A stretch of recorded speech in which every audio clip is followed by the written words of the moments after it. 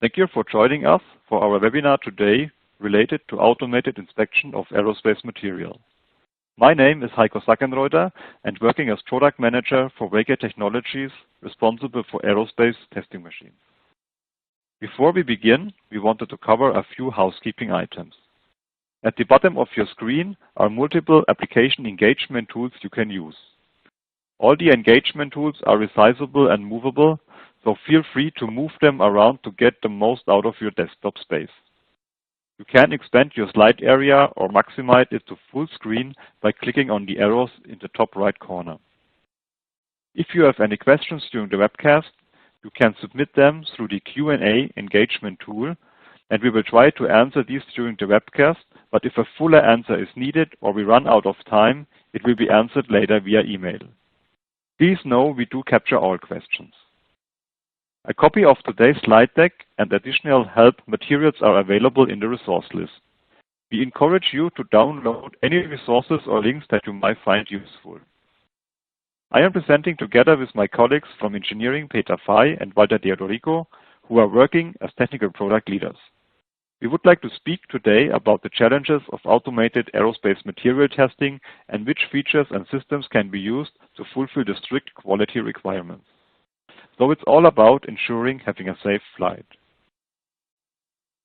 First of all, I would like to give you a short introduction who we are and where we are coming from.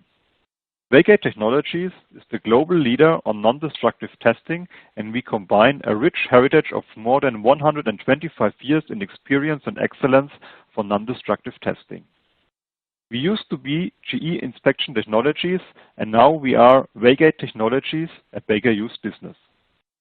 We are offering the broadest portfolio of premium non-destructive testing solutions like X-ray and computed tomography, field radiography, eddy current, remote visual inspection, and ultrasound, which we are focusing during today's webinar, especially on industrial aerospace material testing. Just to finish the complete picture, we are also providing plenty of software and service solutions, including after-sales support, remote services, spare parts, in-house repairs, as well as calibration and certification. Our main markets for our automated ultrasonic testing machines are automotive, where we are taking care of quality assurance within the manufacturing process of pre-materials like diesel injection nozzles, airbags, steering systems, and structural lightweight components.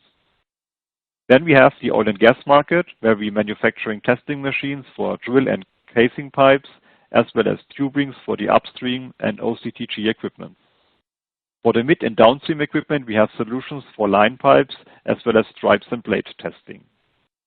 For the aero market, we are providing plenty of solutions from a wide range of small to large aircraft components. These parts are typically made of composite materials, which are quite often complex shaped. Furthermore, we are selling also systems to inspect semi-finished metal products like aluminium or titan plates. But before we are going more in detail to this market, let me round up the portfolio introduction with the rail market, where we are also providing solutions for the wheel and axle testing.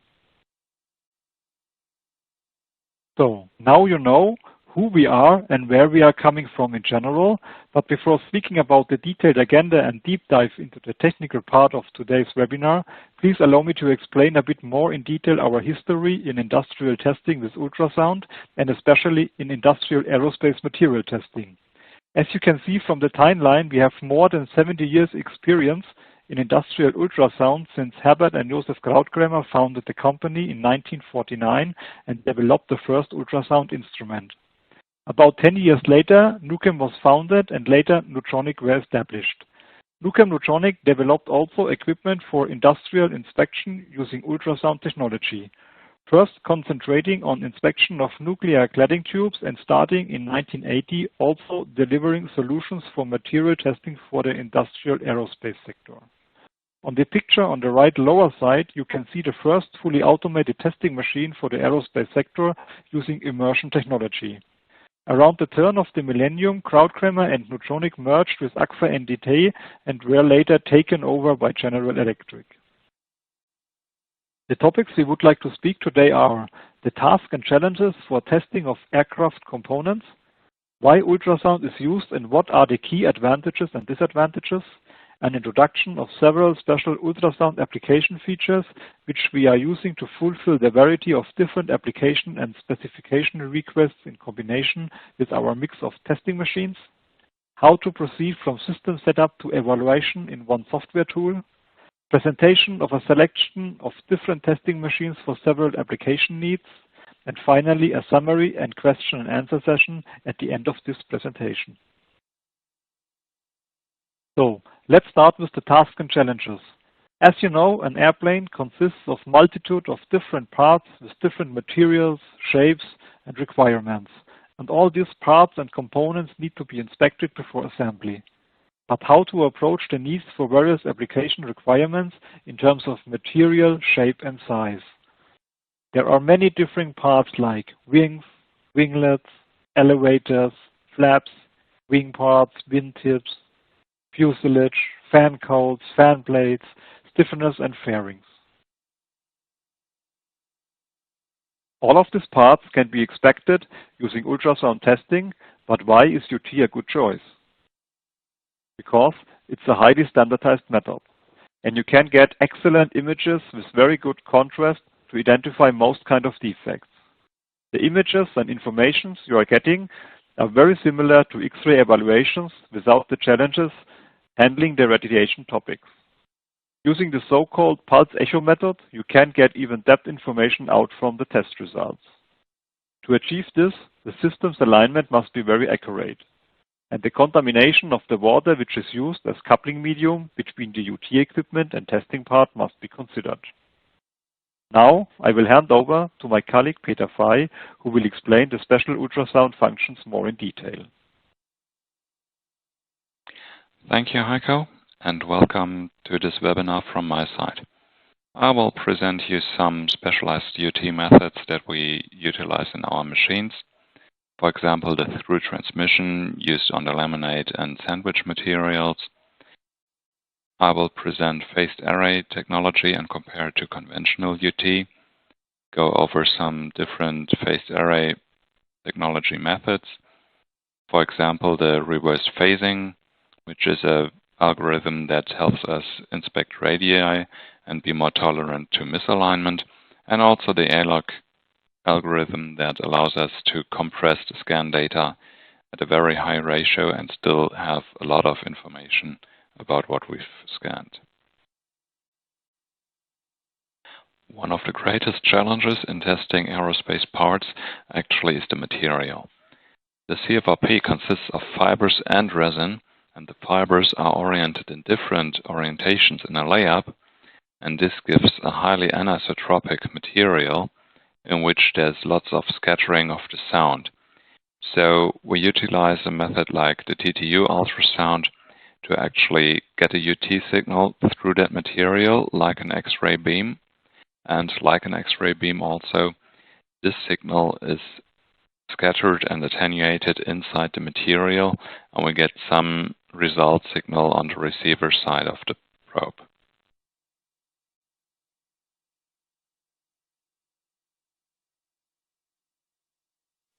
So what you see here are the two nozzles of a RokStar machine. They are scanning along the part, and they are always facing each other, and they are oriented perpendicular to the surface to have a good penetration. When you scan across a defect-free part, you will see that the through transmission signal has constant amplitude no matter where you are, because the scattering and attenuation by the material texture is almost constant everywhere. But if there is a defect in the material, then you will notice that in the location of the defect, the through transmitted signal is going down. A defect that we detect with the TTU is most often an occlusion or a crack, basically anything that can generate a reflecting surface inside the part, because then the energy from the signal is reflected back to the sending transducer and not going through to the receiving transducer. If you compare that to X-ray, where you find hollow spaces or regions with lower density, then you understand that the X-ray and the TTU ultrasound method will complement each other because their detection mechanisms are different. A typical result of a through transmission ultrasound is the C-scan you see in the center of the slide. It was taken on a CFRP plate with flat bottom holes, a model defect that is very commonly used for UT testing in different depth. And you see we not only find the large 12 mm diameter defect, but we also find the 2 mm diameter defects. So if you want to inspect a CFRP part like this turbine blade you see on the right hand side, you will use a model defect plate to demonstrate that you actually have the defect detection capability as you see it here. So far, I've only talked about using one probe at the same time. But if you want to have more productivity, you might think that more probes give more speed. Well, that's right. And that's why people invented the phased array. In a phased array probe, you will see that there's not only one piezo element, but actually quite many. Sometimes you have 128 or even more elements in one probe. And you can use these elements one by one, or you can group them in something we call a virtual probe. And by using this concept, we can make something that's called an electronic scan. So we will use maybe elements 1 through 10 to make one A-scan signal. And then we use the elements 5 through 15, and then we shift another 5 elements. And by doing that, we don't need mechanical movement, but we can just scan that virtual probe electronically along the real phased array probe, and that gives a quite major speed increase. So imagine you have a single element probe and want to scan a 280 millimeters wide part in 1 millimeter resolution. That means you have to move the probe along the part 280 times. Now, if you scan the same part with a phased array probe, and let's say you can define 15 virtual probes, you get 15 millimeter coverage. That means you scan only 19 lines, not 280. So we get a speed increase of about factor 15 with just using the phased array.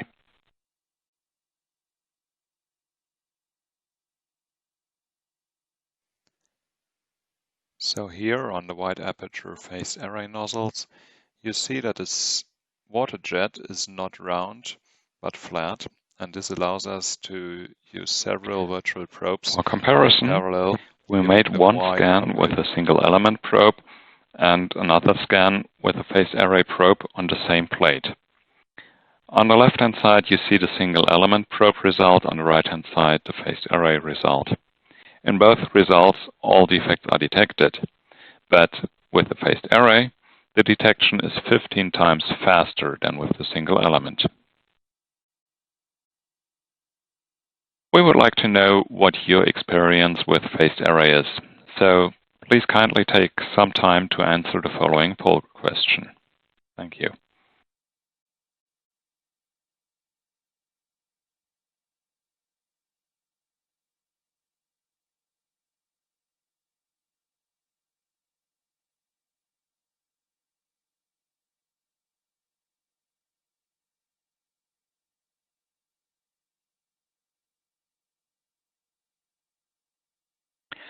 Well, thank you for answering the poll questions. Now I would like to introduce some more phased array methods. The through transmission that I've shown so far is a quite robust workhorse if you want to just get a quick scan across your part and get a defect or no defect information. But the downturn is you need to get access to your part from both sides. In some situations, you may not have that because of the geometry of your part. Or you may want to have some more information, like not only know where the defect is in your scan area, but also how deep it is inside the part. and that is where you might use the pulse echo method. In the pulse echo method, we send a single UT pulse from a probe into the material. It's reflected on the top side of the material and also on the rear side of the material. And you can see that in the pulse echo A scan on the right-hand side. The leftmost peak is the front wall echo that was reflected on the surface of the part that is facing the probe. And the back wall echo, the rightmost peak, is coming from the signal that went one time into the part, reflected at the back wall, and came back to the front and went to the probe. If there's a defect inside the part, you will also see a defect echo between the front wall echo and the back wall echo. And by looking at the time of flight of this defect echo, you can tell if the defect that you found is closer to the front wall or closer to the back wall. And by knowing the speed of sound in your material, you can actually measure the depth of the defect by just counting the time of flight. If we combine the pulse echo method with phased array, we can do even more. We can increase the productivity, just like we've seen with the through transmission, but we can also accommodate, for example, non-parallel surfaces in which the UT signal that we send into the part is not coming back exactly to the same element on the probe as the one that was sending, but to a neighboring element. And we can, on purpose, make that neighboring element receive the signal and record it. And we can use the reverse phasing algorithm to virtually bend the probe to adjust to strong curvature of our part surface.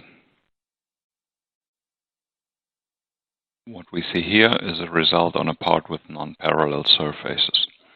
You see in the left photo that the part has tapered areas for applying fittings, and in the through transmission image in the center, you will see that we find some defects, which is the most important, of course, the little white dots.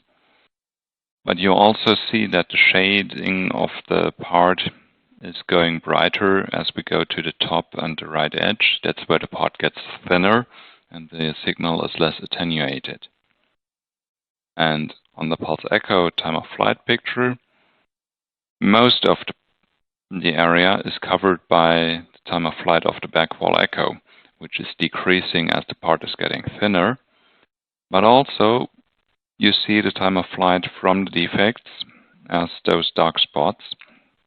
And you also should notice that even though the surfaces are not parallel to each other and the signal is not coming back at the same angle as you send it in, we are still able to record the signal and to get a C-scan picture from this part. To demonstrate the capabilities of the reverse phasing, which is a patented technology by our company, let's look at a scan made on a round bar with changing radius. So you see that the bar has areas with a radius of 1 inch and areas with a radius of 1/4 inch. And we scan across that bar from left to right. On the top C-scan, you see the result without our reverse phasing.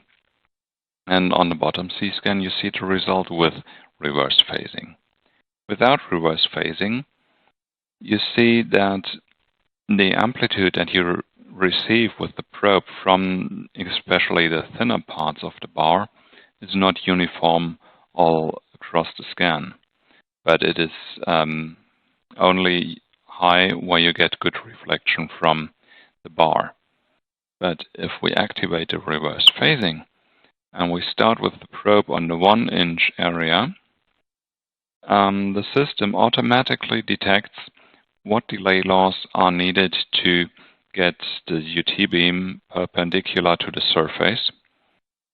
And then, as we scan across the part and have the transition from 1 inch to 1/4 inch radius, then the system detects that change in radius by itself By itself, it calculates new delays for the virtual probes to make the UT beam still incident perpendicular on the part surface. And it does that so well that we have a uniform amplitude all over the length of the probe. And as we scan further along, you see in the second blue area, there's a very thin orange area. That's a reflection that's coming from an artificial defect inside the bar. And that reflection can be well distinguished from the rest of the material, and the quality of this picture is much better than the one that we had without the reverse phasing. Also, if you look at the B-scan images on the very right, you understand what reverse phasing does to the delay loss. Because in the top image without reverse phasing, the front wall echo, the strong blue line, is coming in the center of the probe quite early because the distance between probe and part is low in that area. And as we go to the edges of the probe, the distance from probe to part is increasing, and the time of flight of the front wall echo is also increasing. But if we use the reverse phasing, the delay loss are adjusted to make the time of flight that we measure equal for all of the virtual probes. And also by doing that, it makes sure that the amplitude is almost the same also, because we get the perpendicular incidence on the part surface. The main strength of the reverse phasing is not that you can use a flat probe to test a round area, but the main strength really is that it's updating itself while you are measuring. So look at this photo here. We have a round probe that is used to inspect the radius on top of an omega spar. If we get a perfect collinear alignment of the radius of the probe and the radius of the omega stringer, we get the P-scan that you see on the left-hand side. Strong interface echo from the front and back wall. You also get some back wall echo to the side of the radius. But if your part is not as perfectly matching the CAD file you got from the manufacturer as you wanted, then you will see some deviation of the radius of the probe and the omega stringer. And to demonstrate that, we just move the probe 4 millimeters to the side. And now you see that the front wall and back wall echo are dropping in amplitude, and you basically have no chance of finding a defect in there. But if we use the reverse phasing, it not only adjusts to the radius of the part, it also adjusts to the fact that the radius of the part is not in the center of the radius of the probe. So this little offset of 4 millimeters can be easily compensated. And that makes the measurement of radii a very robust method, which you can also use if your part is bending a little bit and you have to adjust somehow. Another challenge that you can tackle with reverse phasing is if you have a complex contoured part and inclined flaws inside. So this part you see in the photo has no flat surface but a round surface, and also, as you see in the drawing, the flaws inside are not parallel to each other, reflecting nicely back to a flat probe as you would need if you had no reverse phasing, but they are oriented at some angle. And in the C-scan you see that we could scan across this part, and actually that C-scan was taken with one probe, and it was moved across the part in only one scan line, one single scan line, and we do find the defects that you see here in red. So with the reverse phasing, we adjusted quickly to the contour of the part, and we got these inclined defects. So we did something that with a conventional single element probe would take a very long time, and we could do it in just one scan line. Another technique that I want to present is ALOK. ALOK is a German acronym for Amplitudenlaufzeit-Ortskurven, which means amplitude, time of flight, location curves. And this algorithm is capable of compressing the A-scan that you record with your UT system to only a vector of amplitude and time of flight. This means if, for example, in the A-scan you see on the right-hand side, you get 3 major reflections out of your part, the UT electronics, and it's really the DSP on the electronics, it's not the computer on your desk, will extract the amplitude and time of flight of the main component of this reflection, and only amplitude and time of flight pairs are sent to the computer. This means that compared to a full A-scan acquisition, you save about 98% of the data storage. Now, why would you want to use ALOK? Well, imagine you have this part which we have scanned on the right-hand side. It's more than 2.5 meters long and 1.5 meters wide. And it has areas with different thickness, for example, these window areas or the edges. And if you want to make a gate setting for that part, you probably wouldn't find one that has good gates for all areas of different thickness. So you need to acquire the ALOK data, and then you can make a localized evaluation. So around the windows, you may set different gates with different thresholds and gate length and position than you would for the edges, for example, because the edges may be thinner. And you do this setup for the automated evaluation once. So one time you define in which area which gate setting has to be applied. And the next time you scan a part of this kind, you just click on the automatic evaluation button, and the settings that you've made on the previous part are applied to the next part. And that gives you, within a few seconds, a full evaluation of the ALOK scan data, which otherwise, if you would not have ALOK, you would need to make a localized scan around the windows with one gate setting and make another scan for an area that needed different gate settings and so on. But here we had one scan with ALOK to get all the data, and we have the automatic evaluation of the data, and we really quickly get our scan result with settings matching what these specific areas need. Now again, I'd like you to answer some poll questions that will be popping up. And after the poll questions, my colleague Walter De Odorico will go over some specific machines that we've installed using our NuScan system. And he will also explain the strength of the NuScan system, how it can be used and what it can be applied to.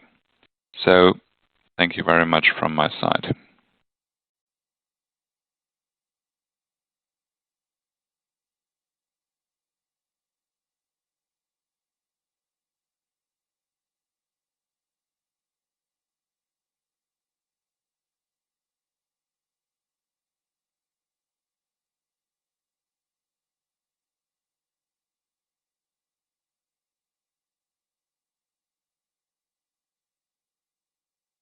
Thank you for answering the questions, and thanks, Peter, for the overview of our UT features of our electronics. I'd now like to talk about the automation part, which is the testing machine's mechanics. But first, let me shortly introduce our control and evaluation software, NuScan. The NuScan software package is an all-in-one solution for the automated scanning process. So when you have a new part, we need the shape of the 3D part. This can be derived from a model like shown on the top left. With this, we can do a simulation of the real scanning movements across the entire area. Then we can actually do the 3D scan in a defined density of pixels using our patented trigger technology. Acquiring the C-scan in accordance with the international standards is then performed and can be mapped back to a 3D contour like we've learned before from the model. We also can provide an augmented evaluation tool for the scan, which helps standardizing the process of evaluation. The NuScan software platform supports various mechanical designs of such testing machines for all kinds of parts. So, how to perform inspection of such a variety of different shapes? Well, there's typically not one solution for all parts, but several different mechanical designs of testing machines, each one specialized for certain shapes. Here you can see some solutions we've designed for our customers. On the top left, a testing machine for wing and elevators. On the top right, a fuselage tester. On the lower left, a testing machine for winglets and a testing machine for fan cowls on the lower right. There are more designs for inspection of flaps, fan blades, and so on, which I'll present in the next slides. Here you can see the three categories of our testing machines portfolio. First, the tank systems, which go back to the 1980s. They are made for the inspection of small, complex-shaped composite parts, but also for big metallic sheets. The second category of testing machine bases on Cartesian linear robotics and are made for really large-sized, complex-shaped aircraft components. Third category bases on articulated robots, could be single or dual robot solutions made mainly for mid-sized and complex-shaped aircraft. This is an example for the first category of testing machines, a NuScan tank system for aluminum plates.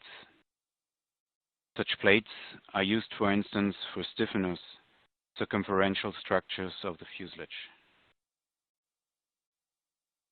This type of systems is tuned for high throughput. The inspection tasks are booked in and out from a customer's production database.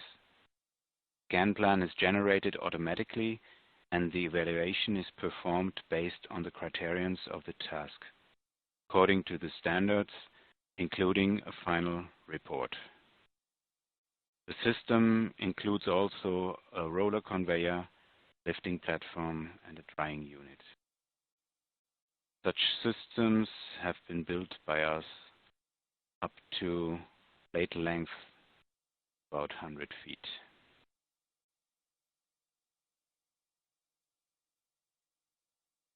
Here another sample of a NuScan tank system, which is designed for pulse echo inspection of 3D shapes, like fan blades shown on the right. The system comprises of a single Y-axis bridge having two search tubes, so also pulse echo application is possible. The scanning speed could be up to 100 millimeters per second. This is an example of a testing machine for the second category, a linear robotics system having two bridges that can be used single or cooperating. It's a multi-purpose system that can be optionally equipped with a turntable or an immersion tank, depending on the tasks in production. Scanning volume is also quite big, with the space given in the factory. This type of testing machine is a highly specialized system for fuselage testing using through transmission ultrasound. One head moves inside the confined space of a Learjet fuselage section, while the second side from the outside is moving, having the same tool center point. The patented phased array squirter technology allows a productivity of about 12 square meters per hour on this very part.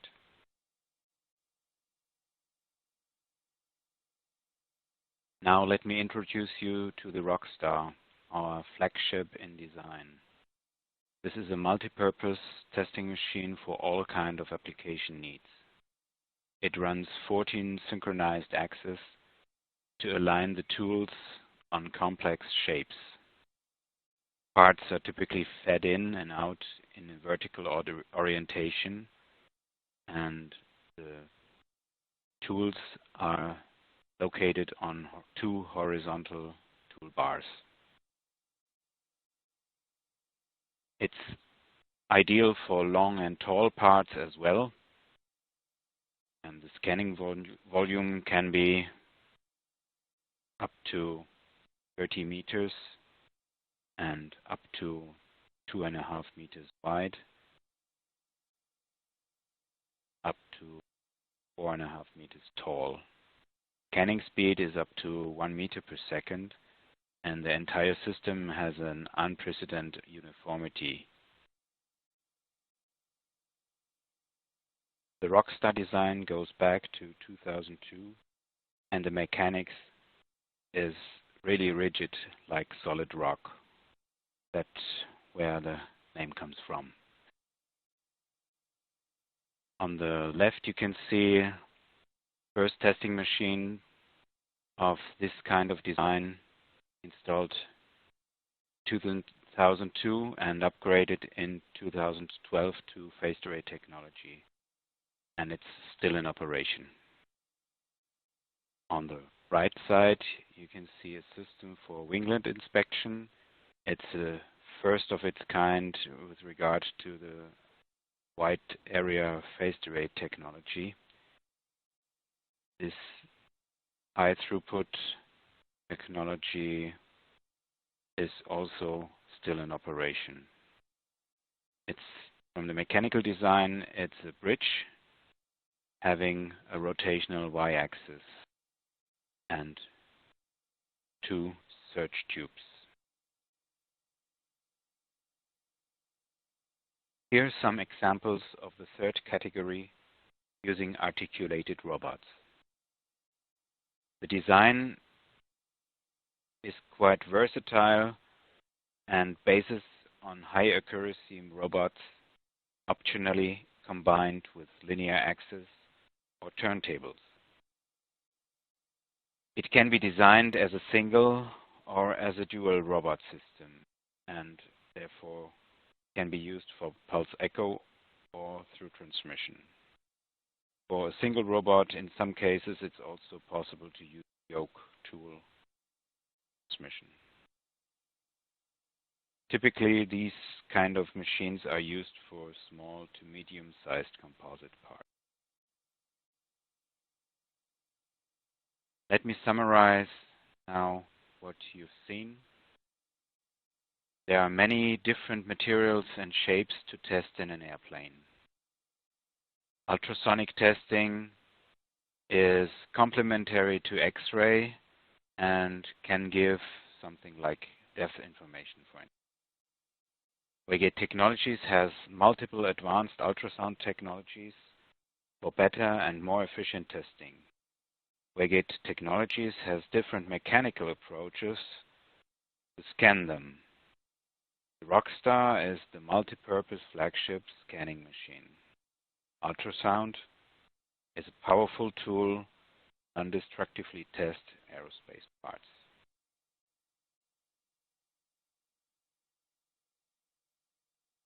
Thank you for attending this webinar so far. The discussion will now be opened in a moment based on the questions you've sent in.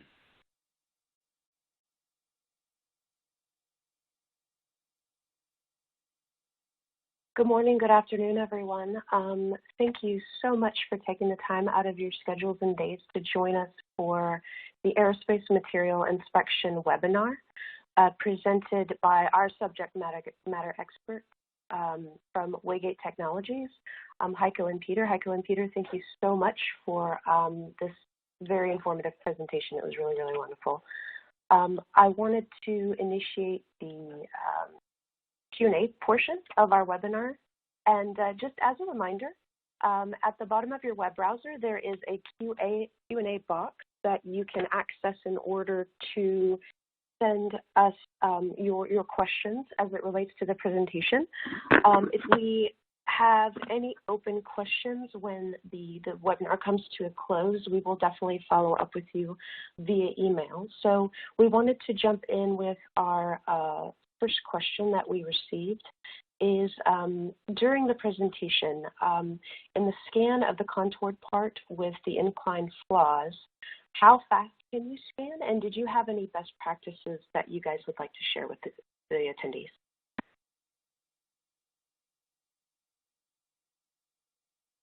Okay, I think that's a question that I should take. For this contoured part, there's several best practices that you have to respect when you want to scan a part like this. First question we have to ask is whether it is measured in a contact mode with, for example, a skin bubbler if you have the RokStar type machine, or whether it is scanned in an immersion tank system. In the RokStar, in contact mode with the probe really sitting on the part, I would say we are limited by the speeds of the movement to maybe 200 millimeters per second. I would not go faster than that because of the risk of damaging something during a collision. On the other hand, for the data acquisition, with that part being maybe 50 millimeters wide, and then we could use like 50 virtual probes at 1 millimeter resolution, this is no problem. If you were doing the same in an immersion tank, you could maybe go a bit faster because then there's no contact between the part and the probe. But on the other hand, then you have at some point in time just the speed limit because the ultrasound needs some time to travel from the probe into the part and back. So in that, I would say we could go a little bit faster, but not very much faster if we had the immersion tank. Yeah. Great, thank you, Peter. Next question is, will the reverse phasing also be used for wavy plate? Yes, the reverse phasing for adjusting to curvy surfaces could be used on a wavy plate to accommodate some plate waviness. We also have another technique in which we detect the waviness of the plate and make a mechanical movement of the probe to adjust to the surface orientation. So if I was using a scanner for plates, like a big tank, then I would rather prefer the method that moves the probe mechanically than to have the reverse phasing. Okay, and is there a next question? Yes, thank you. So during your presentation, there was a question that came in. Will this transmission technique also work on thick sandwich materials? I believe there was a part of the demonstration that this question had come from. Yes. Okay.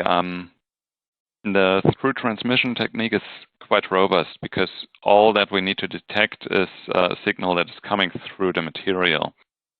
So the limit of detection or of thickness actually is given by the dynamic range of our receiver.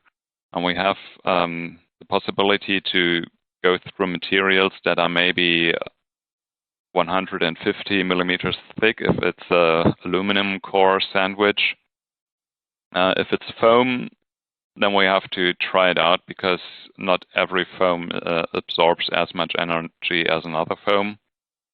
And also for the Nomex honeycomb, we've done things with 100 or 200 millimeter thickness, and we could still detect some inserts.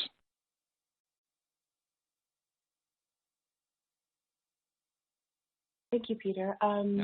The next question is about certification. So do you also support a certification process like NADCAP in your materials and your training? Yes, I think this is a question for me. Yes, we also, of course, we do support also on certification processes. So we are providing necessary documentations for electronics, transducers, whatever is necessary, also on additional documentation. Furthermore, we are supporting also certification process after the installation in form of after sales services, and also we are supporting for calibration service and annual certifications if needed.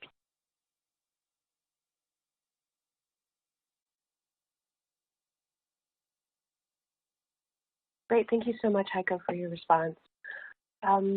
What are some of the best applications for the NuScan tanks versus the RokStar? What are some best practices and usages for those systems? Okay, I think I take that question. Yeah, that's the application question.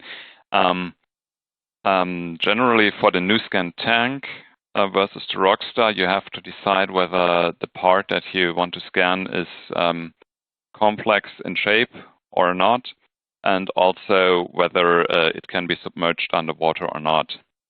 Generally, if a part would not sink in the water, you are going to have some trouble testing it in a NuScan tank because there it has to be underwater for the whole measurement. So anything that is like a wing or rudder or the cowling for airplane, especially if it has the sandwich material inside, so it's very lightweight, then I would actually go use it on a RokStar, because on the RokStar we can follow the complete geometry of the part and have the through transmission or pulse echo measurements and adapt to many complex shapes. On the NuScan tank, there's basically two subtypes of the NuScan tanks. One type of NuScan tank is made for plates. So if you produce your plate material and you need to have testing of that, then you take a NuScan tank that is made for plate testing, which makes very fast scans of very large areas.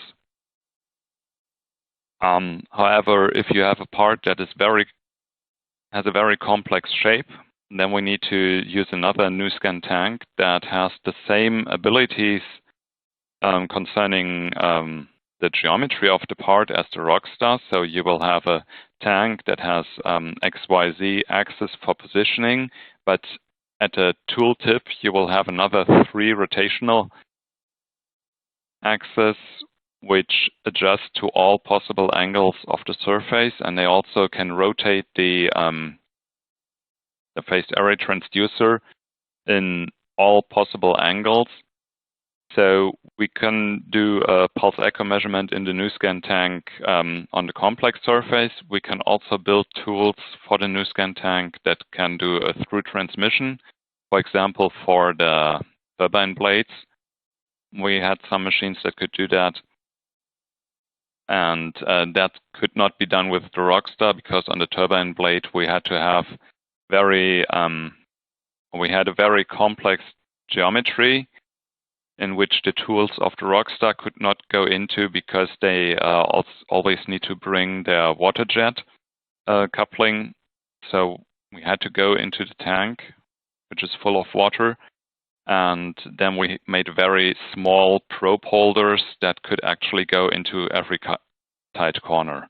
On the RokStar, if you have narrow corners, I would say if you have a radius that is 100 millimeters, it's very easy. If the radius goes down to 50 millimeters, the radius of curvature, even then I would try to scan it on a RokStar, and we usually can go in those narrow openings with the extender tool of the RokStar, which is a very small probe built on a very small tool handle that can go into very narrow openings. So, concluding, NuScan tank for plate always. For complex geometry, especially if it's something that you cannot hold underwater because it's too light, you go for the RokStar.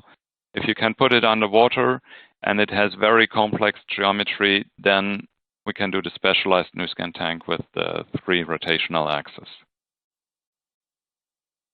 I think we go for the next question. Great, thank you, Peter. What type of parts would be best scanned with both X-ray and CT and UT, and why?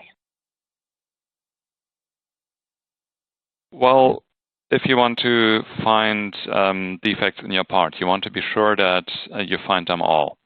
So there's some sorts of defects that you find easier on the X-ray, and some defects that you find easier on the ultrasound. Because the physical mechanism that's underlying the 2 methods, it's different. On the X-ray, you have the absorption mechanism, which means that between the X-ray generator and the detector, it just measures how much material is in between. So if you have a plate and that plate has a crack in the middle, and you just X-ray through it, there's a risk that you do not find the crack because the crack is closed and there's no material missing. So on the X-ray image, it may look like a very good part. If you go for the same part with the UT, then you have another physical mechanism because ultrasound is reflected on the interfaces, and the crack in your plate now is a new interface that's not there if the part is okay. So on the crack, some part of the UT signal is reflected back to the sender. If you are in a pulse echo measurement, you will immediately detect that. If you are in a through transmission measurement, you will detect on the other side of the part that the energy of signal that is arriving at the receiver is lower. So you should use X-ray and UT to complement, because with the X-ray, it's easier to find areas where the material density is lower. For the ultrasound, it's easier to find interfaces, for example, from cracks or delaminations or some inclusion. So there's no way to say you need only one. Actually, if you want to have the best quality, you should have both types of testing equipment.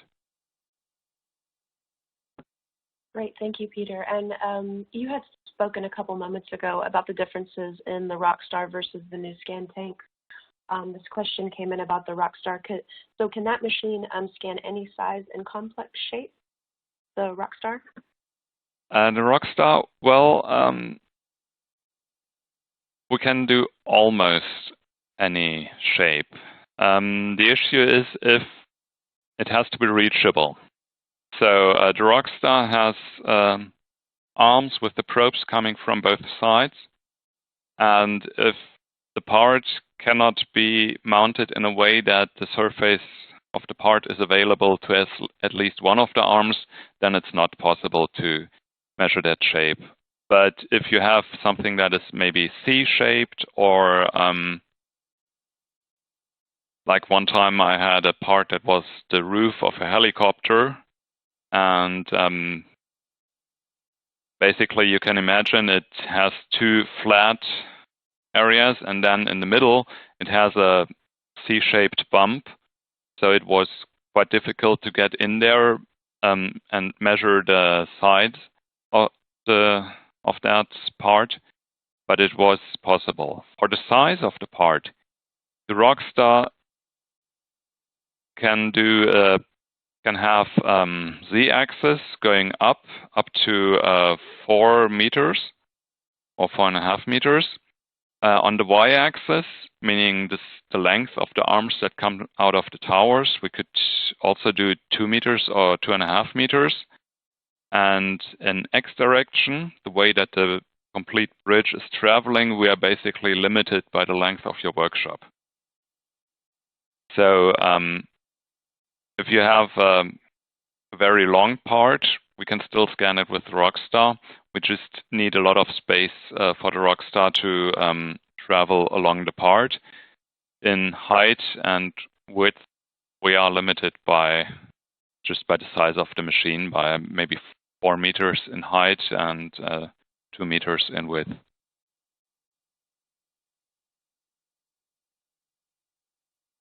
Wonderful. Yeah. Thank you, Peter. Maybe. Oh, yes. I'm sorry. Go ahead. Sorry, Meredith. Yeah, thank you, Peter. Maybe just to mention that there is also another possibility if we have the limitations from the Z and Y axis, also to use the so-called gantry system, which is can be especially designed for really special parts. So this is also a possibility. So to use this kind of machine. This is just I wanted to add. Great, thank you, Heiko. We are coming up to the top of the hour, so we're moving into our last question. And just as a reminder, any open questions that we have will follow up via email. So our last question is about the software. So how complex is it to set up the scanning software?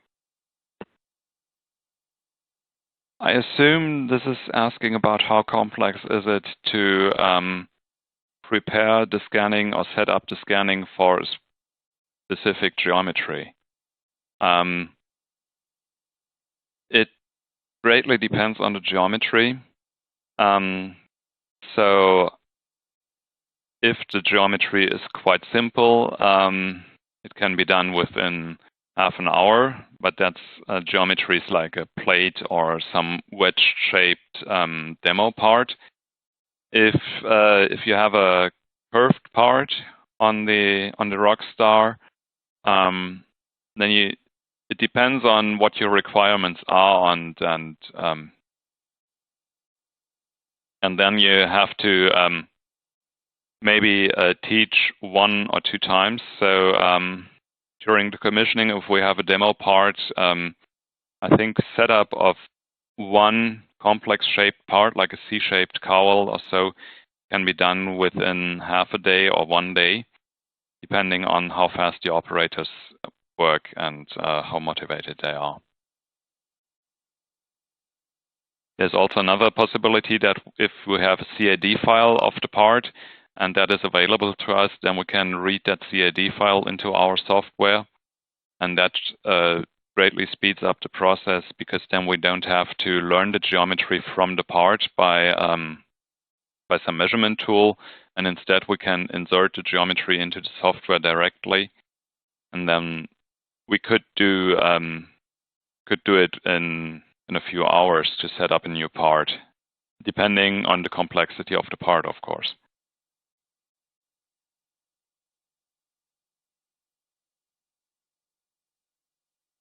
Wonderful. Thank you, Peter.